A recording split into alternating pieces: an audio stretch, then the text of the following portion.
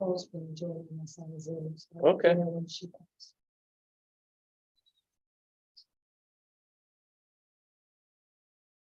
She's joining. I think you moved the position of the camera. Well, No, it's they gonna be kind of harder for me to please- back out. They moved the tables. And so Or move the tables. Oh, they moved them. I don't know, something.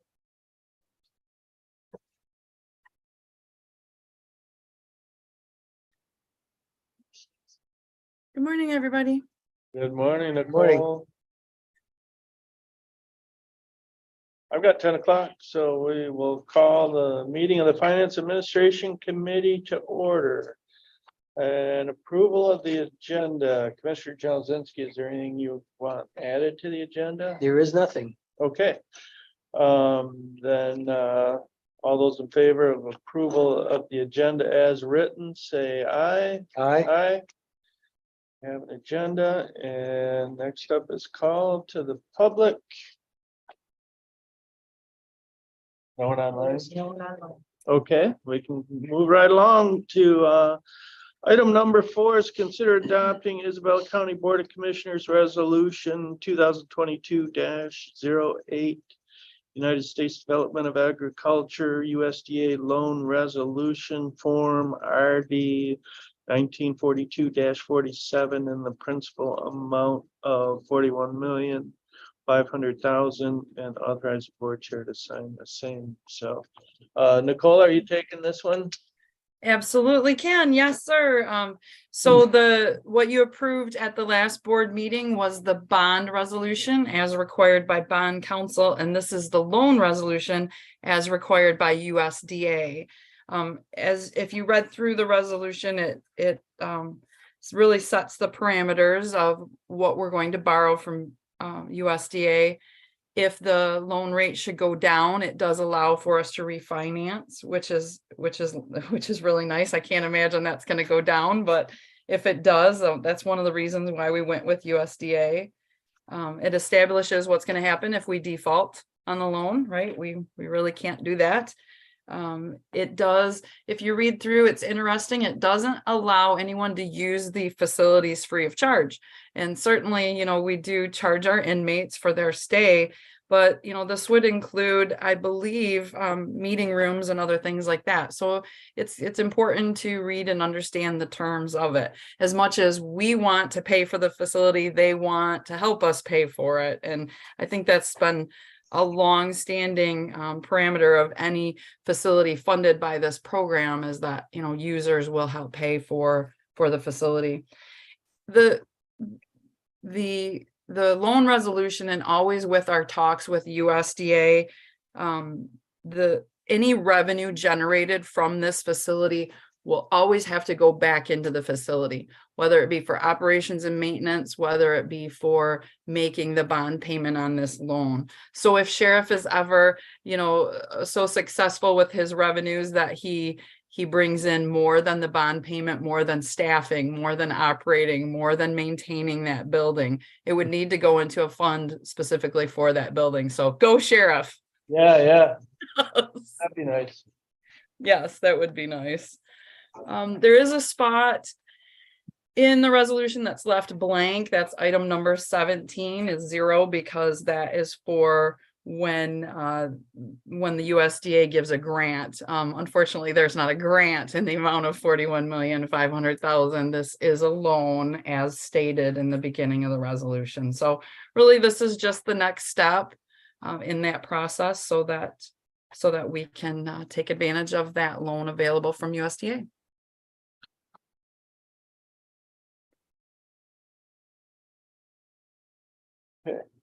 Sure, Jazinski. Questions? No, I think Nicole's already answered that in terms of the revenue has to be set aside for that facility. I remember reading one line said something about not being able to lease any portion of the facility without the approval of the agency or the government. But I take it that doesn't include our federal inmate program or any other inmates we may house. Correct. I think that would involve like the leasing of the property for farming. I think going forward, our lease expires this year with Farmer McDonald. And I think to go forward, that would require written consent of the USDA. Okay. We could probably still do that Mhm. with approval from the USDA, and we would have to charge a fee for any use of the building or property. That is correct. Okay. Mhm. So anything along those lines, if we had some timber sold off that, or if there was any, but anything along those lines. Mhm. Gotcha. Yes, yes. Mhm. Mr. Chairman, I will move taking consideration of adopting the Isabella County Board of Commissioners Resolution number 2022-08 to our work session next week. Very good. I'll support that. So it's been moved and supported. Any further discussion? And hearing none, all those in favor say aye. I Okay, that item will move forward to next week's work session. And item 5 is to consider adopting Isabella County Board of Commissioners Resolution number 2022-09, authorizing intergovernmental agreements with townships within Isabella County to provide online access to the county's website to information regarding the township's assessment services. Mhm. Okay, This is a fun one. yeah. This is what kind of one of those no cost collaboratives that is really it doesn't overburden the county, but it can relieve quite a burden, I think, from some of our townships. So recent property assessing reform, I attached the MCL to the staff report as Public Act 660 of 2018, and what it required in 2022 of this year required townships to provide certain township assessing information online. And in some of our smaller townships don't currently have a website that they maintain and don't really have a way without a monumental effort, I think, to get that information posted online. We were approached by John Pediak. He is the Denver Township Supervisor and also the Isabella County MTA, Michigan Township Association chapter chairperson. So he approached the county to talk about, is there anything the county could do to help the townships out? I met with Michelle Ray, our IT director, and Pete Preston with our county equalization to help us understand what exactly is the requirement and what maybe we could do for the townships on our website. So there's really 2 requirements. One requirement is for the townships to provide access to parcel information. If you've ever searched in the BSNA online services and gotten to that parcel information at the county level, it almost gets you there, but the townships maintain information that the county doesn't have on parcels. And that's really what they need to be providing access to. So to satisfy that part, the township actually has to have a relationship with BSNA. They can do that one of 2 ways. They can do that where the township enters an agreement with BSNA and pays the cost to have that access, or they can do it where a user pays, where when you log in for access for parcel information access, you'd pay, I think it's $3 per parcel. So that's up to the township how they want to enter their relationship with BSNA. But once they do, that'll provide a link to their parcel information. So that's one thing that we're going to now hopefully provide on the county website is a link to that township information. The other piece is satisfied with just a PDF document that gives the backup data for how they came up with their land values, the sales studies information and stuff like that. So that piece is just a PDF that will be emailed to IT once a year from the township. So the county will really host 2 things. One is a link to that township parcel information, and it'll say you can link here or contact the township assessor at this information. And then the other piece will be, here's the township PDF. That's that backup assessing documentation that they need to have out there. So the county already has a page dedicated to townships on its website. So it's fairly easy enough for us to add this information there. The relationship does need to be formalized, right? That we're helping the township satisfy a statutory requirement. We don't want to take on that statutory requirement. So we do need to satisfy that or formalize that relationship through a document. So in your packet is a intergovernmental agreement between the county, and it's left blank to the township because basically not all townships are going to want this. It's for the ones that do want it, and it'll help.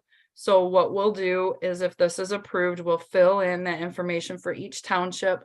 We'll send it out to each of them. If any of them are interested, then the township board can take action. They can send back their executed document, and chairperson of the board could sign without further action of the board, because the resolution that you're looking to adopt includes that language that the board chair would be authorized to sign those with any participating township. So with the time I wrote the staff report and had the agreement, I didn't realize that it took a resolution to make this happen. I think it's in part because it's two local units of government entering an agreement, but I think in part it's that authorizing that board, giving that authority to chairman to sign those once they come back. It's just kind of a weird way to do it, right? Because you're agreeing to a template basically. So that resolution just sets forth how that process is going to be administered. And thank you, Miss Jessica Jarosowitz, for asking a really tough question about, does this mean it takes a resolution? Because I didn't think it did, but Attorney Perrone did indeed say it does take this resolution. So we learn every day. What would we do without Jessica? I can't imagine. I can't imagine, Chairman. I don't want to. Yeah. Don't want to. Mr. Jazinski, questions? I think it's nice that we can help out our townships. And you kind of alluded to the fact that some townships may not want to participate in this. Now, when a citizen comes on, and let's say Union Township wants to keep it on their own website, they may have one that's more elaborate than the others. So if somebody comes on and wants a Union Township information on the county site, is there going to be a statement that not all townships are be listed here? You may have to go back. What we'll do is if the township doesn't provide it on the county site, they'll be providing it on their own website. So then in that case, I think we would just provide a link to the township website where they can find that information. Michelle, is that your understanding? They already do. If they have a website, I'm pretty sure we link to it. So it would just stay the same for them. Okay. Yep. Well, that was my question as well. So, but I would echo what Commissioner Jazinski said. It's nice if anytime we can help the townships, and this doesn't require a lot of heavy lifting on our part. It's fairly easy ask. So, I don't see any reason not to. I know it's a little extra work for IT. So I do appreciate the extra lift, Michelle, and appreciate you having that robust website in place so that we can actually offer this to the townships. Mr. Chairman, I'll move that we take the consideration of adopting Isabella County Board of Commissioners Resolution 2022-09 to next week's work session. And I'll support that. So it's been moved and supported. Any further discussion? Hearing none, all those in favor say aye. Aye. Aye. And so that item will move forward to next week's work session. So next item is out-of-state travel discussion. So I this is almost like a confessional. I feel like this discussion item. So you would have noticed at the last regular meeting, you approved an out-of-state travel request for sheriff for our animal control officer Marble. And that made it to the criminal justice agenda until full board because of my interpretation of the travel policy. Sheriff came to me and said, can you approve out of state travel? And in looking at the policy, it states specifically in there, and I'm going to share my screen so you can see the exact language.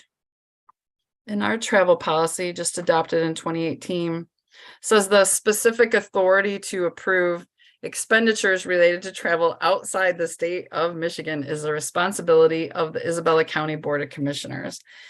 And it wasn't until Sheriff asked for my interpretation of the policy that I said, oh, that's got to go to the board, that kind of dawned on me. What had happened prior to that is 911 director and emergency management coordinator Mark Griffiths had come to me with some training that he needed to attend out of state to further his duties and his certifications. And I said, well, Mark, let's go ahead and get it scheduled. It was scheduled for end of November, and then we had an arbitration scheduled, so Mark had to back up the training. It happened in October. Mark has already attended the training and already returned. I did allow him to schedule the training, but it wasn't until I worked with Sheriff on this that I realized I should have come to the Board of Commissioners first to ask permission for Director Griffiths to attend training out of state. He's already done it. He's already back. And I learned of this just before he left. And I said, Mark, I believe in your training. I want you to go. I said, even if they don't approve it or can't approve it retroactively, I said, I believe in it so much, I'll pay for your training. He said, well, Nicole, it's fully reimbursed. And I says, well, that really steals the thunder out of my statement. I said, but that's a good thing. And I suppose that helps to make his situation somewhat different, but I still feel like per policy, I should have come to the board. And then, so I had this conversation with Chairman Hope and Vice Chairman Horton after the meeting or in between meetings last Tuesday. And I thought it was just worthy of a discussion for this committee as to how we should do that going forward. I don't want to sidestep policy. If policy is something we're not going to follow, then I feel like we should be changing policy. If you want those things to come to the board, I'm happy to bring them to you. But I just felt like it was worthy of discussion because the discussion to me didn't sound like we were necessarily comfortable with how policy is, because do those decisions really need to come to the board, I think is the ultimate discussion. So open to conversation. Well, as a person that's gone through training in parks and recreation with the county, and sometimes it'd be out of state, sometimes it'd be in state. I don't know if the county board needs to make that decision. I think the policy came about, I may have still been here because of some tight fiscal times. But I think the county administrator, could make those decisions based on the need for the training in that particular department without having to go to the county board. You know, some of these things come up and you have only a little bit of time to respond, and delay by getting it to committee and then to the regular meeting could cost higher hotel rates or whatever. So my thinking is I would trust the county administration to be able to make a decision in this matter. That's well said. And yeah, I don't know, is this rises to the level where the board necessarily has to make a decision on somebody just going to training out of state? I don't know if that's really a necessary board function. So maybe we need to change the policy. Yes, that's what I'm thinking, because I don't think there's any way to move forward without board approval and keep that policy language. So I think what I'd like to do is I'll check with Attorney Perrone I also want to check with our CPA Steve Kurnovic, because I know that he was very instrumental in drafting this policy, and perhaps there's a reason that that sentence is in there, right? We always want to check that. So I'll check with those two resources, and if I can have something for Tuesday's agenda, I will, but it might be the next round that I'll bring forward a draft policy, basically either be striking or changing, altering that one sentence. That sounds good. That sounds reasonable. Yep. I'm gonna add something. This has been on my mind for years and I've always looked for an opportunity to bring it up. So this is a good time. You Right. did have another soapbox, Commissioner. Oh, I got them all. They're all in here. No reason to bring them out yet. But I've often thought, even when I was Parks and Recreation Director, and if I wanted to go to an out-of-state conference, I didn't just do it on some flimsy thing. I thought there was something there that was offered that I needed to know and could bring back some benefit to the county. But I also think we put people through training, and some of it's requirement to maintain a certification, others not attached, but it benefits the individual, it benefits the county. But when that individual moves on, that training is kind of lost unless somebody else steps up and does it too. So I've always thought, maybe especially in out of state, that maybe there'd be some kind of a cost sharing that would give the reason to the person that wanted to go to think, is it really worth going, especially if I have to contribute 20 or 25% or more to that. It's going to benefit them. It's still going to benefit the county, and it just puts a little more incentive in there to make sure you make the right decisions. Mhm. Okay, I said it. I won't get up on my soapbox again. I think Sheriff did allude to maybe that out of state opportunity being a win-win for those involved, which was nice. And I should have pointed out that the policy does include, that obviously it has to be a budgeted expense, right? And specifically the policy talks about when you're looking at out-of-state travel, it has to be the most economical means of travel, right? It doesn't always mean we're flying. And so those parts of the policy would not change.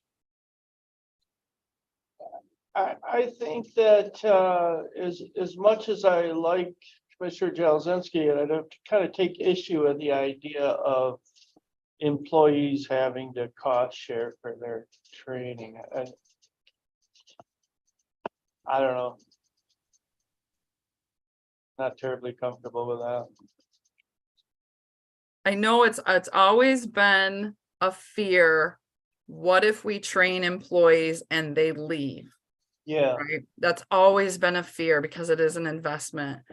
But I've always taken the other step and said, what if we don't train employees and they stay? That to me, that's hard. So I guess it's a risk benefit, and you spend that money so that you have that level of training. Yeah. And of course the department heads and yourself make rational decisions about where they're going to send people. I mean, they're not going to send all of their employees to Hawaii for a week because there's some kind of training out. Just to use that as an extreme example, maybe, but I'm sure that people are prudent with, what kind of training they send their employees to. I would think. So when the county was sending me to these out of state conferences, they were hoping I'd leave. I don't think so. No, absolutely not. Okay, all right. Anything else on that? Okay, No, sir. okay, very good. Then we're down to invoice list discussion. I didn't see anything. Mr. Jazinski, do you have any? I didn't see anything questions? either. Okay. All right. No questions there. Nicole, any comments on either of those invoice lists? No, sir. Okay. We'll move right along to announcements. Commissioner, any announcements? Nothing. Okay, the only announcement I have is, of course, don't forget to vote today. I'm sure everyone has already heard, but, with that, call to the public. Any public that would like to comment? No one online, no one in the live audience? I would like to say something. Yeah, Please, thank you. Just want to say thank you to Michelle for hosting the committee meetings this morning. I totaled my car Wednesday night after hitting a deer. So Chad and I are sharing a vehicle and he needed it today. So thank you, Michelle. You didn't know why, but it was very important. Thank you. Did you keep the venison? You know, if you can believe this, if the dang thing got up and ran away. Oh, oh, I believe it. I've had, Totaled my car, but he's off and running. And the officer told me it was just inside Gratiot County, and the officer told me it was last Wednesday night, the 5th car deer that night. That officer said that there were 42 car deer accidents in Gratiot County the weekend prior. wow. Mhm. I didn't know where all the replacement vehicles gonna come from, you know, the cost, good luck. Thank you, sir. Thank you. Okay, with that, we can adjourn at 10:26. All right. Thank you.